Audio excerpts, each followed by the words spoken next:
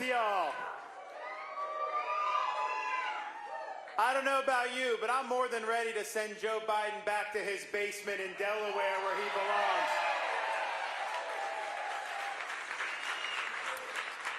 We were in California last week for this debate at Ronald Reagan's presidential library, and I tend not to spend a lot of time out there. I'm not always well received in certain parts of California, but that's okay. It brought back memories because the first event we did was in the VFW in Coronado, California. And that happened to be, I got orders there when I was on active duty in the Navy to be at the Naval Amphibious Base in Coronado, assigned to Naval Special Warfare Group 1, and then we deployed to Iraq out of Coronado in 2007. I'll never forget, after doing that deployment, some of you have served, I'd imagine. Who has served our country? Thank you for your service. Some of you guys are a little bit too old to have done the second Iraq war.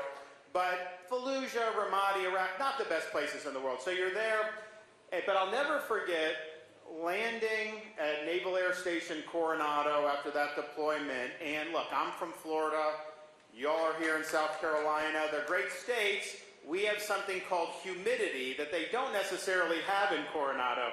And so you get off, and after being in that sandbox, to have just pure, fresh Pacific Ocean air just hit you, it was a great feeling. And you know what? It kind of was like, thank God I'm an American. Thank God I'm back in the United States. And it made me appreciate,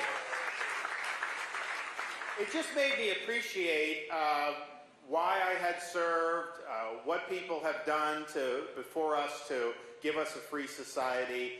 And I was very proud to have done that. And I got to tell you, thinking back on that, that was 15 years ago. And to now, look what's happened to our country. It's sad. And what's happened to our country, there's been a lot of things that have happened, but you have elites in D.C. who do not care about you.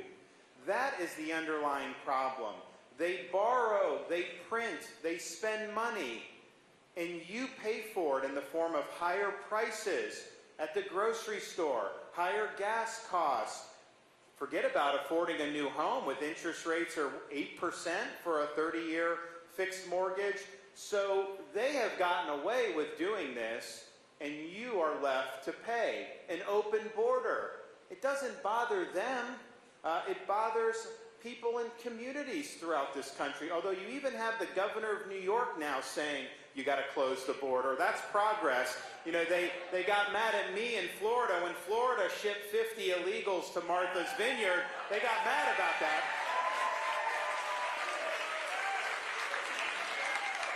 But it shows you. But you have tens of thousands of people dying every year because of fentanyl overdose. You have the drug cartels running our border, and yet they don't lift a finger to do anything about it. You look at our military, the weakness in the military compared to where we used to be. Our recruiting is at a post-Vietnam low. You have a lot of social experimentation going on in the military. China looks at that. They see pronouns and this and that. They laugh in our face when you see that. You see cities throughout this country where criminals are not prosecuted. You can get mugged in Los Angeles and they will not prosecute. People break into your house in San Francisco. Just let them back on the street.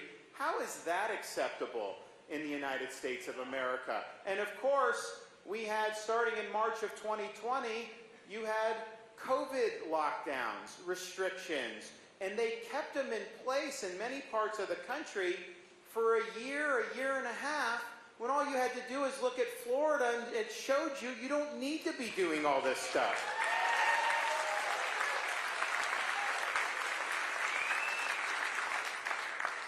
My wife and I have a 6, a 5, and a 3-year-old. So the 3 is now in pre-K3.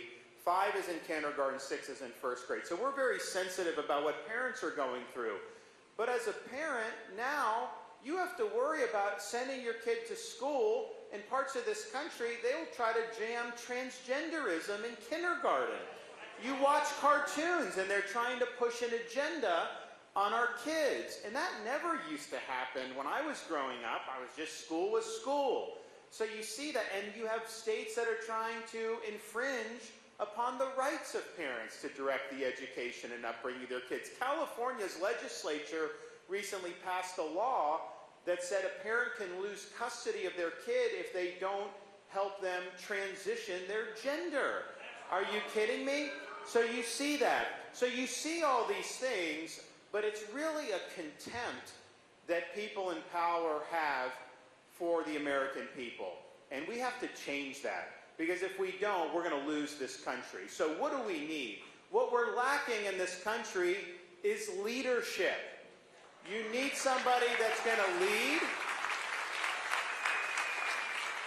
You got to lead. You got to articulate the vision. But most importantly, you've got to execute on that plan. And you've got to deliver the results that are actually going to make a difference in turning this country around and improving the lives of the American people. And what I can tell you here today, I'm the only guy running. In fact, I challenge you to find anybody in the Republican Party. Everything I promised I would do, I delivered on, 100%.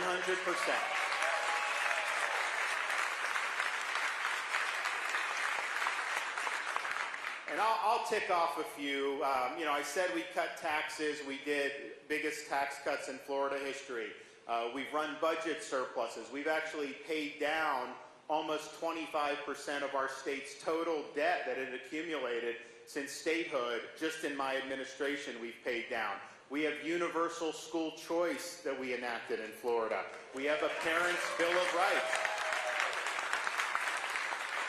We have a Parents' Bill of Rights. We got indoctrination out of the schools. No critical race theory and no gender ideology in the schools.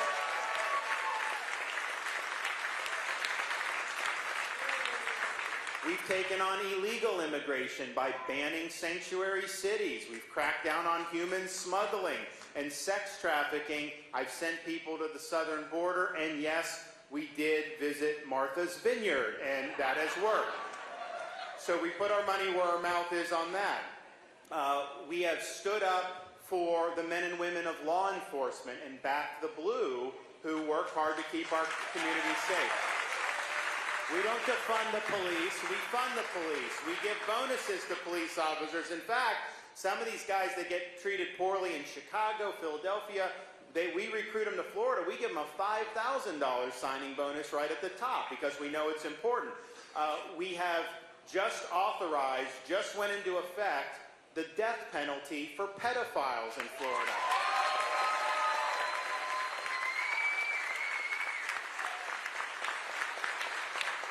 And we've seen these progressive left prosecutors around the country, usually funded by donations from people like George Soros. They get in and then they say they're not going to enforce the laws that they don't like. So it's them promoting, quote, social justice, which basically means they let the inmates run the asylum. Crime skyrockets, people are less safe, and these cities really start to decay. Well, in Florida, we had two of those prosecutors, one in Tampa and one in Orlando, who took similar posture with respect to their duties, and I removed both of them from their posts. They are gone. And is it any wonder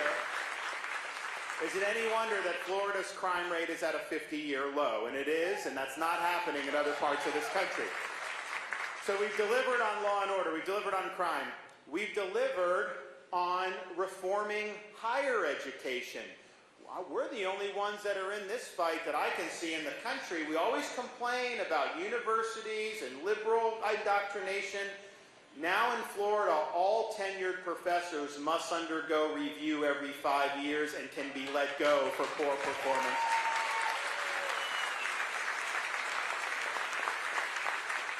We've also eliminated so-called DEI from our public universities. They say it's diversity, equity, and inclusion, but it's really discrimination, exclusion, and indoctrination, and that has no place in our public universities. We've expanded Second Amendment rights by enacting constitutional carry legislation. And we've actually done a lot more, but we've, I think of all the things that we've accomplished, sometimes you have an agenda, you do it. Sometimes things happen and you have to exercise leadership. And what we were able to do when COVID hit and everyone was going crazy, we had to stake a flag in the ground and say, you know what? We need to make sure that we open every single school in Florida, that everybody has a right to work, everybody has a right to make their own decisions, and we took a lot of grief for that early on. We got attacked for that. A lot of people told me I was making a big political mistake, but you know, leadership means you got to care more about protecting the jobs of the people you represent than you do about protecting your own political hide, and that's what we did. And so by making our state the free state of Florida, we were a source of inspiration for people across the country. Many people moved, visited, people from other countries even came and did it.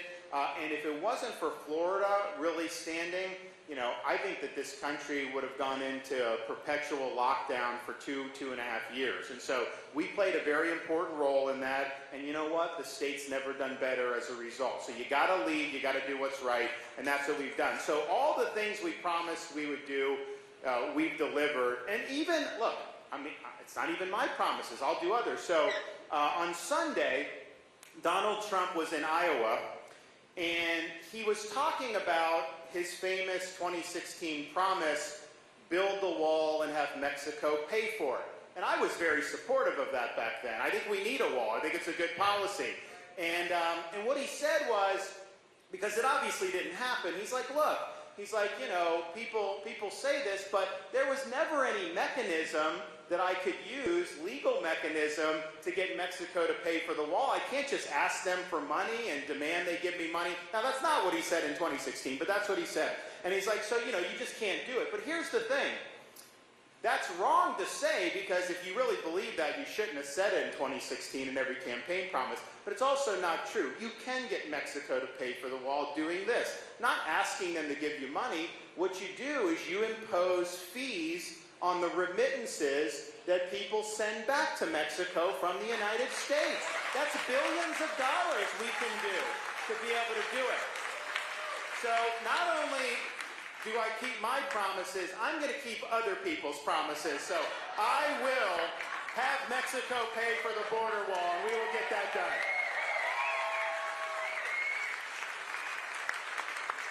So it's important that you do what you say you're going to do and that you follow through and deliver, because I think what you're seeing in Washington now, I see a lot of bluster, I see a lot of fanfare, I see people posturing. What results are they actually producing that are making your life better? Zero. And I can say, point to Florida and show a bunch of different things that we do to make people freer and to make people's lives better. And that's the type of leadership we need in Washington, D.C. You need to be able to get the job done. So what I can tell you, and I started thinking about it when I was going up to the Reagan Library, I started thinking about some of the president's speeches and some of the things he did, and I started thinking about his farewell address after serving 2 terms as president, where he reflected on what they had done, and there was even more that was going to happen because the Berlin Wall fell months later, largely through Reagan's leadership. But I thought about it, I'm like, you know what?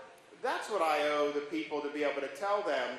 I can make promises, but to me, the better way is in January of 2033, after serving 2 terms, 24 and 28, I'll be in a situation where we'll be handing the baton off, hopefully, to a worthy successor, and then I will have to go before leaving office and give an address or reflect on what we've accomplished.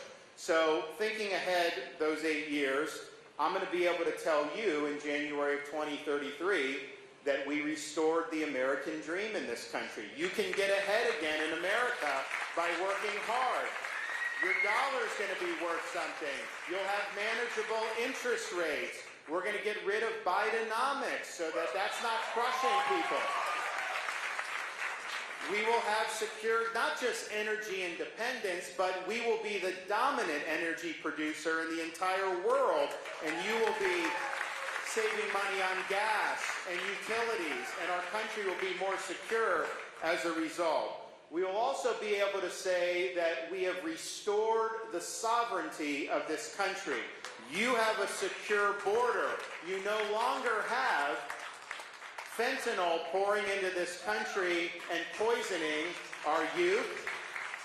And I will have used the military to wipe out the Mexican drug cartel. So you're not going to have to worry about that.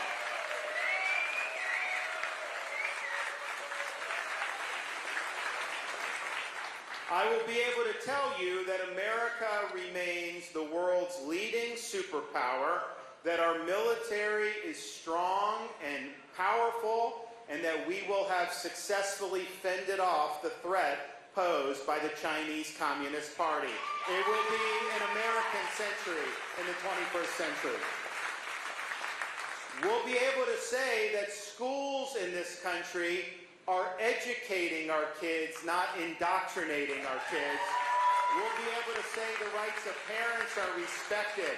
And we will be able to say that there's a new appreciation for teaching our young people about the Constitution, American civics, and about what it means to be an American.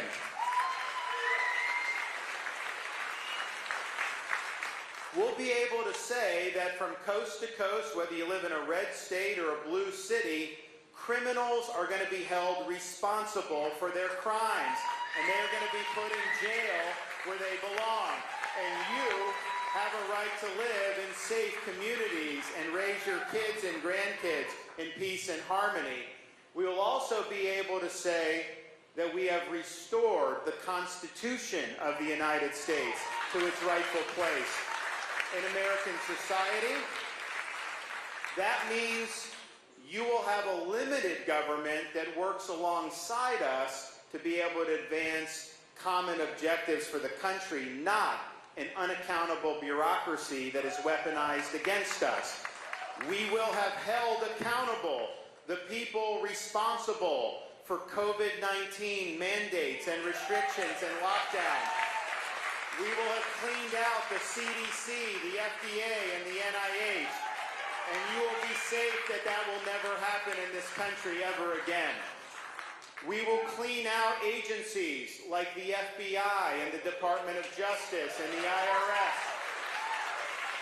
We're not going to allow the government to target you because you're in a disfavored political group or because they don't like that you're a religious believer or pro-life. We will have the rule of law and a single standard of justice restored all across the land.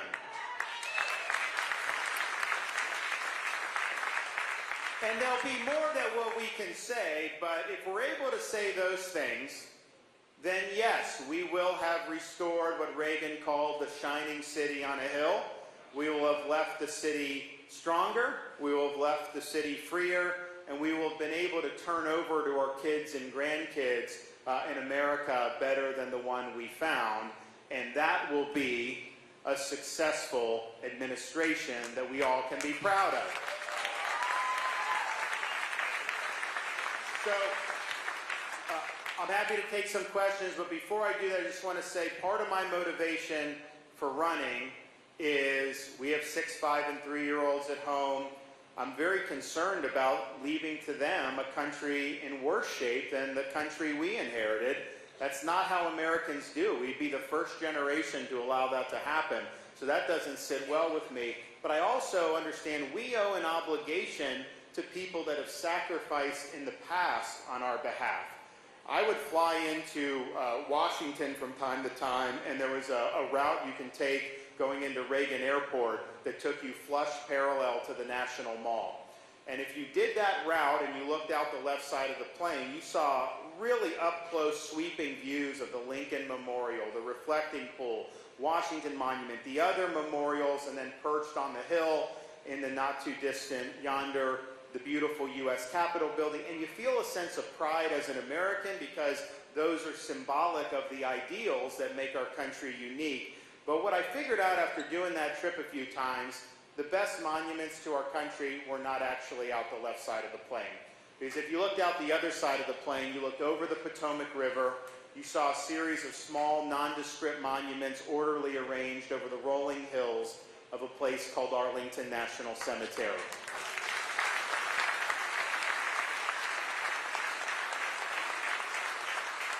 It occurred to me then, and I believe now, you can have the best Constitution in the world, you can have the best Declaration of Independence in the world. These things do not run on autopilot.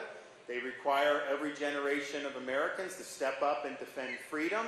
And sometimes that means putting on a uniform, risking your life, and indeed giving the last full measure of devotion. If we don't stand up and fight back against the insanity, if we let the left get away with destroying our country, we will not be doing justice to those Americans who made the ultimate sacrifice so that we can be free. I am not going to let that happen. 2024 is do or die for us. We're not getting a mulligan on this. I'll get the job done, but more importantly, as your president, I will not let you down. God bless you. Thank you. Happy to take some questions.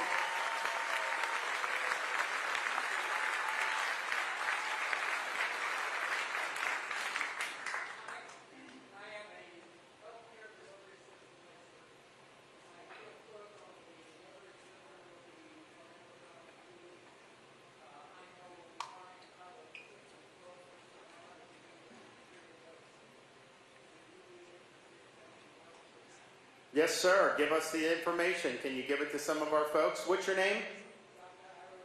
Okay. Yeah, I'd love to see it. So thank you. I appreciate it. Yep. Yes, ma'am.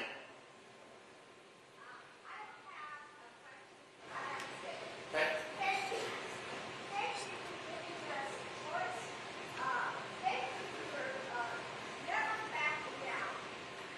Sure. It's my job. Yes, sir.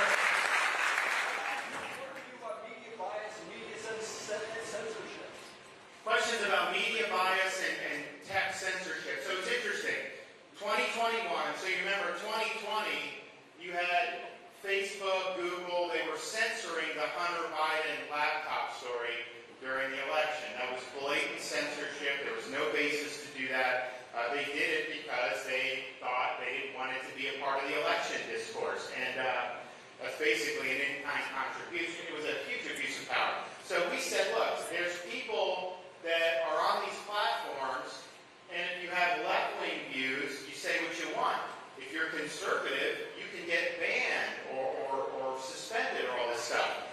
And here's the thing. These are private companies, yes, but I'd say two things. One, they get liability protection from the federal government. You can't sue them if somebody defames you because of that. So what they basically said is they're not publishers, they're platforms. They advertise to you that they're open platforms, so you join Facebook, all this. They take your data, they sell it, they make a fortune off of it. But then for them to turn around and get that protection and then target people based on their viewpoint, that is a violation. That is at least a consumer fraud. The second thing is those companies have worked closely with the federal government to censor dissent. They work closely with Fauci to censor COVID information. And the stuff they censored was true. They just didn't want it to get out. I mean, remember, if you said in March of 2020 that COVID came from the Wuhan Institute of Virology, they would censor you for that. That was true. It was not naturally occurring. It came from that lab with money that Fauci sent from gain-of-function research. That's why he didn't want the truth. We know that. So you can't partner with the government and then do the government's dirty work. So government couldn't censor you directly under the First Amendment. They can't subcontract out to tech companies. So anyways, so we passed a bill to basically protect Floridians. Big Tech sued on it. They won in district court and won in the appeal. Texas did something similar. Texas's law, they won in the appeal. So now both of our laws are in front of the U.S. Supreme Court. So they accepted this case yesterday. So they're going to decide what are your rights as an individual, as a consumer, what rights does Big Tech have to censor dissent, and their collusion with the government. So these are all very important issues. So I just think, look, if you want to do your own website and you're not advertising to be an open platform, you can platform whoever you want, 100%. But they get a whole bunch of benefits because they claim they're open platforms, and they turn around and they censor one side of the political aisle. That doesn't work. So we're going to fight back against that. And then media bias, look, the corporate media, nobody even thinks they're trying to play it straight anymore. Is there anybody that thinks that these corporate media outlets are not pushing an agenda? Of course they're pushing an agenda, and what they do is they don't do it based on facts, they do it based on narratives that they want to create and recycle. I think one of the best endorsements for me as being the Republican nominee is I'm the candidate the media likes the least, and there's no question about that. They attack me more than they attack everybody else. You know, they used to attack Trump incessantly. Now, you know, they kind of want him to get through this primary, and then they'll turn guns on him as soon as that would be over. But they're very concerned about me because they know, one, I will beat Biden or Newsom or Harris. Throw whoever you want up there against me. I'll beat them all. It doesn't matter. So they know that. But I think even more importantly than that, they've seen us, what we've done in Florida, taking a state that used to be evenly divided politically and turning it into a state that is more Republican, arguably, than even South Carolina is today. Who would have thought that was possible? And yet, we went from 1-point races all through last decade to me winning by 20 points, and that's because we led and delivered. And I know they fear that us getting up there in D.C. will be 8 years of really strong leadership, revival of the country, restoring the Constitution. They don't want that. They like Bidenomics. They like going left on all this stuff. And so I represent a threat to that, and so I totally get why they're doing it. So I welcome that, because I think if every single Republican voter understood that, that would only help me, because they understand the media is not trying to help Republicans in anything they do. That's just not the way it works. Okay. Yes, ma'am. Questions about China buying up American land? Well, this is another issue I've delivered on already. In Florida, we have banned the purchase of land by the Chinese Communist Party. Not allowed in the state of Florida. And I don't think it should be allowed in the country. They're trying to buy farmland. They're trying to buy land near military bases. They're the top threat that we face as Americans. And a lot of it is because we've had elites in this country choose surrender to China over strength in the face of China. They've done ridiculous economic arrangements that have let China eat our lunch for many decades. China's gotten much richer. They've built up their military. And now they want to eclipse us as the world's leading superpower. If they're able to do that, that will impact every American household in one way or another. So this is the decisive decade. We're going to be rolling out a China and foreign policy, kind of our vision within the probably next couple weeks. But the bottom line with China is, yes, there's a military aspect to it. We need more hard power in the Indo-Pacific to deter their ambitions, 100%. But we also need economic strength against China. We can't let them make everything that we need for our country. It doesn't work that way. We've got to be economically independent from China. So we will do that. We have to make sure that we're outstripping them in terms of technological advances. And they're working hard on a lot of things, so we've got to do well there. And we've got to do battle with them in terms of their cultural influence. So in Florida, we ban things like the Confucius Institutes that they try to put in universities, where they spew the CCC propaganda, and why you would want that, I don't know. So we've really been strong on their influence on the universities. So it's a full spectrum policy that we're going to need to be able to fend off the challenge that they pose to us. Biden, he's just sleepwalking into this. He's not doing anything. It's all bark, no bite. And on this current trajectory with Biden, you know, I fear we will in the future get in a war with China that we will lose under Biden or a Democrat or whatever. So it doesn't have to be this way. We have it within our capacity to win the battle against China. We can deter their ambitions. We can strengthen our economy vis-a-vis. We can do all that, but we got to choose strength. We got to choose that our policy should be like Reagan's was with the Soviets. Our policy vis-a-vis China, we win, they lose.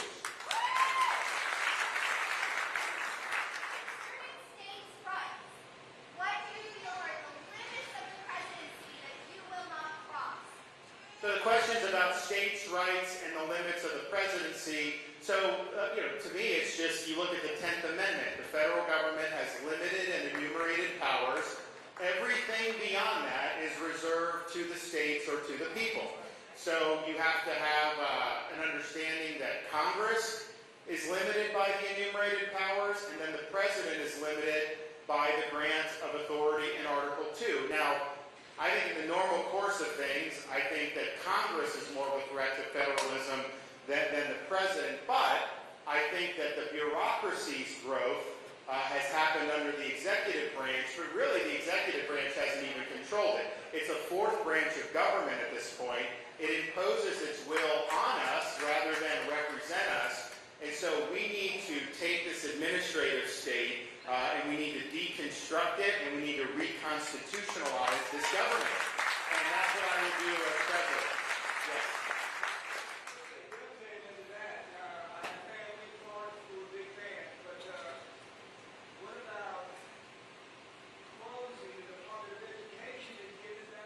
Yes, let's do it. Close Education Department.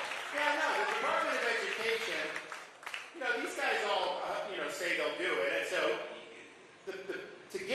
to eliminate it, Congress need to pass a statute, and I'd sign that. But short of that, we can take everything like Biden's done, and we can take it off your back. Take it off the back of the states, liberate them. They came after Florida because I signed legislation protecting women's sports. We said, you're a girl, you're a woman athlete, you have a right to compete with fairness and integrity. They can't jam men into your competition. Common sense, right? Well, Biden's Education Department and some of the other agencies, they were going to take away school lunch money for poor kids unless you allowed boys to compete in girls' sports. I mean, how ridiculous is this? So they used the funding to try to coerce behavior. We fought back on it, and we were fine. But it's a larger, so the education is important because federal government is not, our education's gotten worse since the federal government got involved. That's just, I think, statistically valid. In Florida, we've done better because we have school choice, we have a lot of stuff. But the issue with the federal government that I figured out as governor is, there's certain things that the Congress passes a law within its authority, and they do it, and we don't like it. It does apply. We're not going to be able to wiggle out. But the bureaucracy will oftentimes act in ways where they have no legislative mandate or no constitutional mandate. So, for example, with the COVID vax mandates that they did, we fought them on the mandate under OSHA to force employees to take the COVID mRNA shot or potentially lose their job. And we actually won on that in the Supreme Court. They had another mandate on CMS, the medical mandate for nurses and whatnot, people that work there. And they basically said, well, you get all this federal money, you got to do, if you don't take the shots, then you can't work as a nurse or whatever. And basically, we passed a law in Florida that said nobody can be denied a job because of this jab. And we said that applies to medical too, because CMS, they rely on Florida to enforce this. They rely on all the states to enforce. And we said, we're not enforcing it. Go fly a kite. So they fined us like $1 million, but we saved a lot of people's jobs. So you just got to step up and you got to do the right thing. Yes, ma'am.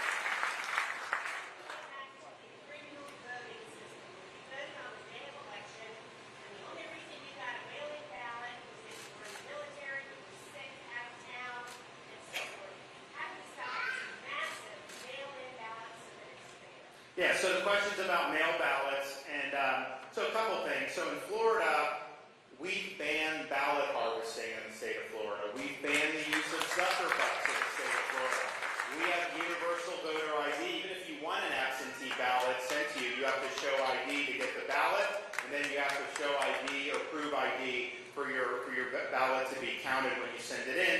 And so we've done it very transparently. And we count all the votes by midnight on election night, produce the results, and we're good to go. So I think the problems are you shouldn't mail a ballot to everybody because the voter rolls aren't even accurate. Places like California, they're sending people ballots who haven't lived in California for 10 years. I mean, it's a total farce. But the ballot harvesting is a big, big problem. So we took care of it in Florida. I think every state should do what Florida's done. Look, I would just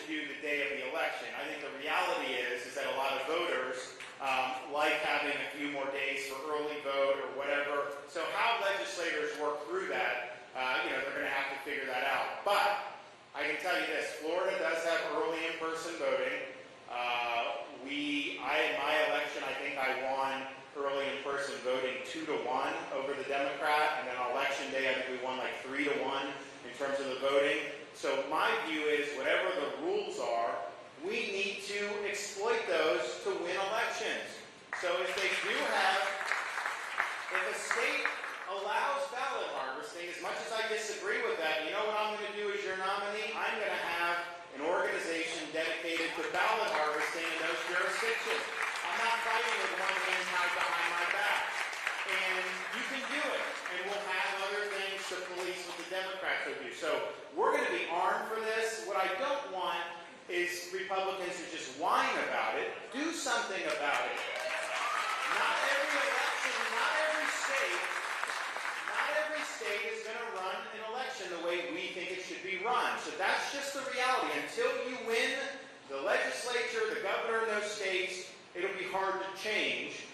So we just have to look, and we know all the competitive states, we know the different rules, and we'll have organizations geared towards maximizing our vote in all those states. That's just the way it's got to be. Yes, ma'am? As a member, a proud member of the National Cattlemen's Beef Association and speaking for farmers everywhere, will you take a stand and work with the Department of Agriculture to quit pushing fake meat on people and trying to get it in the schools? Amen on that. I mean, that's not a heavy lift for me. I mean, I couldn't sit here and, as with all the amount of meat that I've eaten over the years and continue to do, but what they're trying to do, they're trying to use things like global warming to go after agriculture. They want to go after meat. They want to go after all these things, and it's totally insane. And we're not going to allow that. And ESG, you guys know about ESG? So that's another promise I kept. In Florida, we kneecapped ESG. We eliminated it from use in our pensions. We banned the use of social credit scores in financial institutions, and we don't allow rating agencies to use ESG scores in determining creditworthiness and rating municipal and state bonds. So we've leaned in on it, and it's made a big difference. But ESG, they want to judge people based on like carbon footprint and all this, so they're going to hammer agriculture with it, and they're going to make basically farmers change the way they farm in ways that honestly it's going to produce a farm crisis in this country. And it's going to be it's going to be a total disaster. So I am 100% on board with agriculture to stop the madness, to protect meat, to protect farming practices, and to leave ESG in the dustbin of history. Yes, sir. We have time for one more question. Yep. Yes, sir. First of all, we have to Florida, and they said, well, they love for you to be president, they don't want to lose this government. I'm term limited, so I am going to be gone one way or another. I wanted to ask you, what grounds you do this, what drives you to go forward? So what grounds me is first faith in God. I don't see how you can be strong without that. And that gives you the ability to understand most of the stuff in the political sphere is just nonsense. It's background noise. It ultimately doesn't matter. Don't let it consume you. The chirping and all this stuff. Every time I've been involved in any of these races, people have chirped. They've always said that I wouldn't do it from the first time till now. So that's just the reality. So we're grounded. We're looking higher with our leadership, and that's just something that I think is it can't be replicated with anything else. So we're proud of that, and that's a great anchor to have when the world is going very, very crazy and doing a lot of things. The other thing that motivates me and grounds me is we are born into, or naturalized into, however people did it, but most of us born into the country that really defied the odds from all of human history. Because for all of human history, you had basically terrible forms of government that didn't respect the God-given rights of the population. In fact, our founders, when they went to Philadelphia to frame the Constitution in 1787, they studied the history of every republic in the history of mankind. And the one thing that they identified that was the common thread through all of those previous republics was this: every single one of them had failed. And so they understood it fell to this country to determine once and for all, can people really govern themselves? Can we have a society based on the idea that our rights come from God, not from government? Can we have a society based on the rule of law rather than the rule of men? Or were we forever destined to live into various forms of despotism? And they firmly expected that this republic would answer that question once and for all. But they didn't think that question was finally answered just by framing a constitution. When Benjamin Franklin walked out of the convention, he was asked, "Dr. Franklin, did you give us a republic or a monarchy?" His answer, "A republic if you can keep it." He understood that this would be something that every generation would have to fight for. Ronald Reagan said freedom is one generation away from extinction. It's not passed along in the bloodstream. I used to think that that was a little bit overblown, but having lived through the last 4 or 5 years in this country, I can tell you freedom is fragile.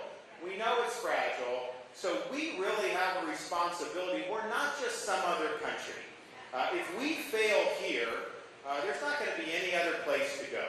So we're going to get the job done, and we're going to lead with purpose, we're going to lead with conviction, and we're going to show the type of leadership that is necessary to be able to reverse this country's decline. Yes, sir.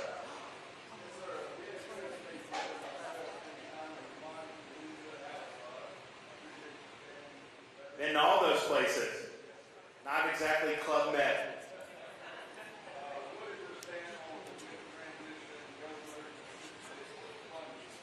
My stand on taxpayer-funded sex changes and gender transition is that I am against using your tax dollar to do that. In fact,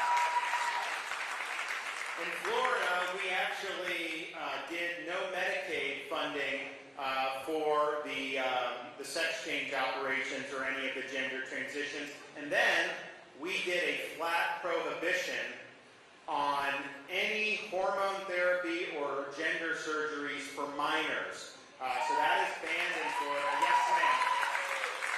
Yes. Okay, good. Yeah, so we did that. Yes, sir. One more. You mentioned about the death penalty for pedophiles. Would you elaborate on that? Yeah, so this is actually us leaning in onto an issue and challenging some of the current jurisprudence. So the Supreme Court, I think about 10 years ago, 15 years ago, they ruled that under the Eighth Amendment, it was unconstitutional to give the death penalty for anything other than a murder. Now that's not what the Founding Fathers said, and it had been applied throughout American history. I'm not saying this is something you apply willy-nilly. I had to preside over an execution last night. I mean, brutal double murderer, and he deserved that punishment. It's not an easy thing to do, and it's not something that we should be happy about. But the Supreme Court made that decision up. It was a 5-4 decision, and it was the wrong decision. If you have somebody who is preying on these kids, and they're raping kids, that will impact those kids for the rest of their lives. Those kids will sometimes never be able to live normal lives ever again. And you have some of these people that they will do this to dozen kids, 20 kids, 25 kids. Are you trying to tell me that just letting them sit in prison is adequate punishment? It is not. They deserve the ultimate punishment when you do that and violate these kids that way. So we're going to challenge what the Supreme Court did. It's going to end up getting litigated, but I think with the newer court in place, I think they will reevaluate that and say, look, this is something that juries can decide. Like if you're on a jury and someone commits a bad crime, you have the right to say, yeah, it's bad, but maybe you don't want the death penalty for it. Okay, but if you see it bad enough, you should be able to authorize that in those situations. And I mean, look, I'm sensitive because we have a 6'5" and 3-year-olds running around the house, and the idea that somebody would harm these children the way these pedophiles do. It's disgusting. And there are times where some people will commit really bad crimes, maybe heat of passion, maybe, and it doesn't excuse, they need to be held accountable. But I just think these people that are serial pedophiles, the amount of evil that goes into that is something that it's a proper expression of our community to say that they deserve the ultimate punishment. Yes, ma'am. Thank you for taking on Disney World, Mr. Future President. You know, With our country being as divided as it is right now in Congress, the mess that it is, how are you going to get the votes to do all of these wonderful things that you have on your agenda? great question. But let me mention the Disney thing because, you know, there's a lot of Republicans out there that their view, because every Republican I think running for president has attacked me because I stood up to Disney. They all would have bent the knee. When Disney came, and understand what the issue was about, having sexualized curriculum in elementary school. How, if we're not willing to stand for, as Republicans, against that, then what use are we as Republicans? So you have to stand up for what's right. So why they decided to get involved in this, I don't know. Obviously, the company has been in trouble for the last, ever since they did this. The stock prices tanked because when you're a family company, parents do not want their kids to be indoctrinated in curriculum, in cartoons, none of this stuff. You should not have an agenda shoved down the kid's throat. So we had to make a decision. Are we going to be like all these other weak-kneed Republicans and bend the knee just because they're a powerful company? Or are we going to dig in? Are we going to stand up for kids? And are we going to stand up for parents? And I can tell you this. It is wrong to sexualize young kids. And as a governor, as a dad, and as your president, I will do battle with anybody that seeks to rob our kids of their innocence. Now, so how do you get all this done? Well, first, I think it's important to point out, what is your track record of actually delivering legislative majorities? You know 2022 was supposed to be a red wave. And historically, when you have a president this inept and this unpopular, when inflation is 9%, when energy prices are going up, when grocery prices are going up, when people think 2 to 1 the country's going in the wrong direction, usually all the party out of power has to do is just put somebody up there with an R by their name, and they're going to be able to win in all these key races because things are going bad. People are going to try something different. And that's what's happened almost every midterm in these circumstances, going back 100 years or so. And yet, on this one, it really crashed and burned.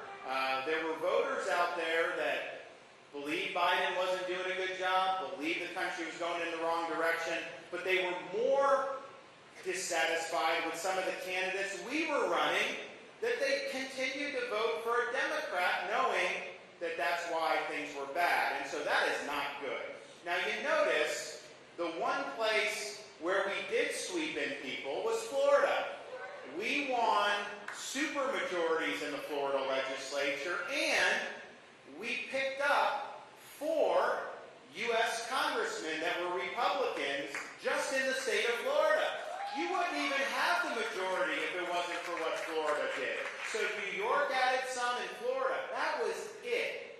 Nowhere else did they get. So and the reason why I think we did it is because, yeah, I'm at the top of the ticket, but it's not just about me. Okay, it's a team effort. Because you can't do it just by your lonesome. You need allies in the legislature if you're a governor. You need allies in the House and Senate if you're president. And so we worked really hard to make sure that the rising tide lifted all boats. So everyone in Florida with an R by their name got to ride a big red wave, and we won huge victories. I think nationally, we would do the same thing. We're winning these states that you need to win. We're going to bring U.S. senators in with us. We're going to bring in more members of Congress. So we will expand the majority in the House. We will recapture the majority in the Senate. And here's how you get it to work. It's not about personality. It's not about any of that. What it is about having an agenda that you are excited about, that you have confidence in, and then you pressure the people in Congress to get in line. It's not me browbeating them. That's not what Reagan did. Reagan went over the heads of the congressmen. He went straight to the constituency, said the country's in trouble. Here's how we get out of it. Have your member of Congress join our fight. That's what we're going to do. These guys, and that's how we were successful in Florida. I wasn't browbeating people. I mean, people sometimes say, oh, don't cross the governor, you come down on you. Look, I mean, I have tools at my disposal. I'm not saying I wouldn't use them, but that's not the reason why we did well. What we did well was because the people in these members' districts, they would say, man, the governor's on the right track. You need to be supporting what the governor wants to do. And that's what it's about. It's a bottom-up movement, and we've had enough top-down out of D.C. We don't need any more entrenched D.C. politicians calling the shots. You know, we need to return the government to its rightful owner. We, the American people. One more, sir.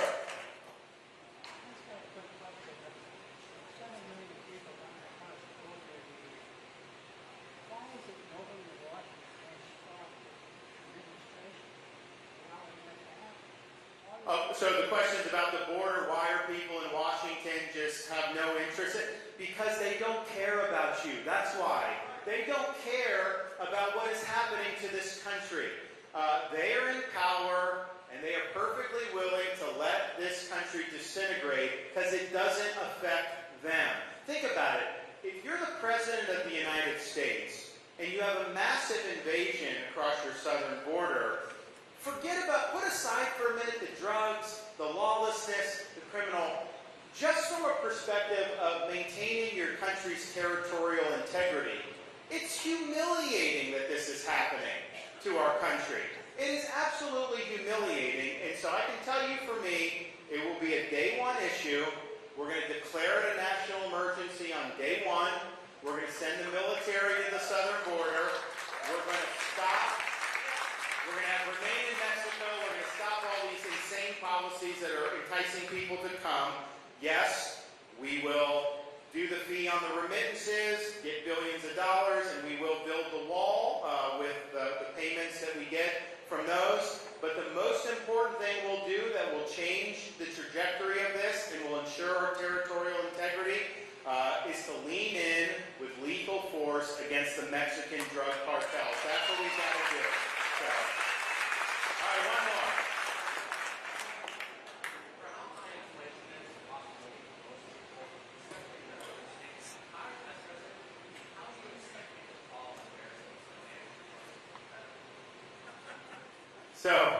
So you have all these problems, and yet we have people in Congress, he said, like Fetterman and Pelosi, and it's just kind of like, but here's the thing, though, I think, with respect to inflation.